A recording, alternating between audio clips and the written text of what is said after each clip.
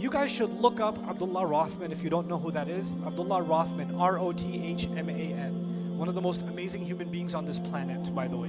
Abdullah Rothman, who is in charge of the Islamic psychology program at Cambridge Islamic College in Cambridge. Remarkable program. I tried to get in, I couldn't get in last year. I'm gonna try again next year. But anyway, I'm burnt about it. But so his story, listen to his story. I'll tell you a brief synopsis of his story. He comes from a family of, great psychologists and pioneers in psychology. And he became interested in the question of what is the soul. He just became interested in that question. What is it? And he's a white guy. And he doesn't come from a religious background at all.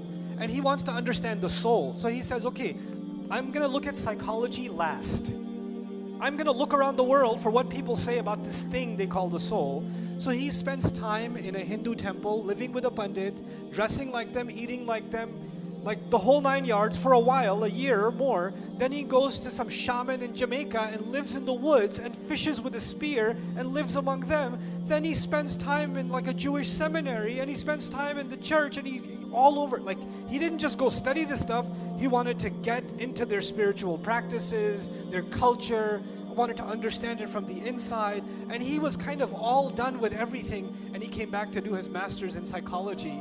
And somebody asked him, did you do Islamic psychology? You look at Islamic spirituality? He goes, really? Islam?